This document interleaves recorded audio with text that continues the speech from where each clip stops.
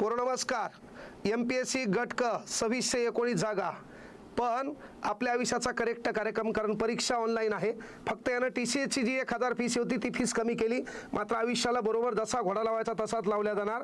त्याचं कारण या परीक्षेमध्ये देखील नॉर्मलायझेशन आहे आणि हेच नको होतं आपल्याला तलाठी भरतीला. त्यासाठी आपण आंदोलन केलं होतं. तीच वेळ पुन्हा बाळांनो आपल्यावर येणार आहे, कारण परीक्षा ऑनलाईन म्हणलं आणि त्याच्यामध्ये नॉर्मलायझेशन म्हणलं की काठिण्य पातळीचा विचार, त्याच्यामध्ये कोणाला पेपर सोपा आला, कोणाला पेपर अवघड आला, मधला मार्ग कसा घ्यायचा, याच्यामध्ये चांगल्या पोराची माती होती. आणि म्हणून 10 जणांना तलाठी व्हायचं असेल तर 10 जणांसाठी पेपर एकच पाहिजे, त्याच्यामध्ये गुणवत्तेनुसार लिस्ट लागली पाहिजे. पण तुम्हाला एवढा वेळ नाही, बहुतेक गांजाचे भजे खाऊन तुम्ही निर्णय घेत असाल. आणि म्हणून MPSCला विनंती आहे की या अगोदर TCS आमच्या उरावर होतं, ते काही वाईट नव्हतं, तेही ऑनलाईन परीक्षा घेत होतं. त्याच्यानंतर कुठंतरी अशा कुडाबिडामध्ये सेंटर असायचं आणि त्याच्यामध्ये आमची चाबी ठेवायचं, गाडी ठेवायचं, 10-20 रुपये घ्यायचं. हे जर तुम्हाला करायचं असेल तर फीस कमी ठेवून तिकडून तुम्हाला है ना आवळा दाखवून कवळा करायचा असेल तर सुधरा. महाराष्ट्रातल्या तमाम विद्यार्थ्यांना देखील विनंती, विठ्ठल कांगणे म्हणजे पोलीस भरती नाही. व्हिडिओ घेण्याचं कारण रात्रीचा 1:15 वाजलाय.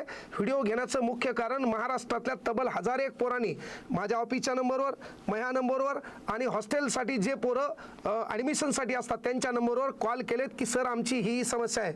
म्हणजे ऑनलाईन परीक्षेला महाराष्ट्रातल्या संबंध विद्यार्थ्यांचा विरोध आहे.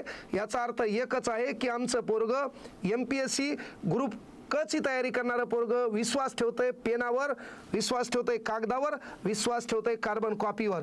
म्हणून महाराष्ट्र सरकारला, मायबाप सरकार, मायबाप म्हणावं एवढी तुमची लायकी नाही, म्हणून असे उरफाटे निर्णय घेऊन विद्यार्थ्यांच्या आयुष्याशी खेळण्याचा प्रयत्न करू नका.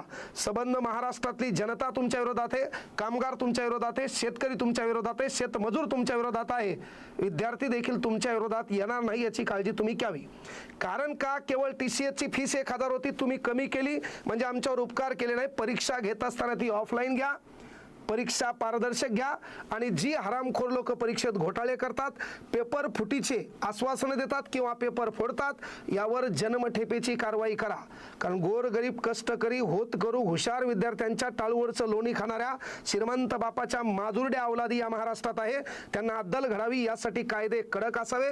म्हणून मी विद्यार्थ्यांना विनंती करतो, केवळ मधात उभं राहून इकडं 4 जण इकडं 4 जण, माझी बॅच, आसी बॅच, आमकी बॅच, तज्ज्ञ मार्गदर्शक PDF भेटतील, टेस्ट सिरीज भेटतील, ह्या लोकांवर विश्वास ठेवू नका. जी लोक ह्या वेळेस तुमच्यावर जे अन्याय होत आहे, तुमची जी समस्या आहे, येणारं भविष्य तुमचं धोक्यात येत असेल, त्यासाठी जो शिक्षक तुमच्या सोबत नाही, एक पाऊल पुढं बनून तुमच्या समस्येची ढाल बनून उभा राहील, तो खरा तुमचा शिक्षक आहे. म्हणून महाराष्ट्रातल्या तमाम शिक्षकांना विनंती आहे, पैसे कमवण्याच्या नादात विद्यार्थ्यांचं भवितव्य धोक्यात जाणार नाही याची काळजी घ्या. आणि कधी कधी हा निर्णय विद्यार्थ्यांना पटला नाही, विद्यार्थ्यानं काही स्वतःच्या जीवाचं भरवाईट केलं तर याला देखील जबाबदार प्रशासन असणार आहे. म्हणून MPSC मंडळाला देखील विनंती आहे, तुमच्याकडं काहीच काम नाही, वर्षातून 1-2च परीक्षा घ्यायच्यात, त्या तुम्ही ऑफलाईन चांगल्या पद्धतीने घ्या, वस्तुनिष्ठ घ्या, पारदर्शक घ्या आणि विद्यार्थ्याच्या न्यायाला, हक्काला खरा न्याय द्या.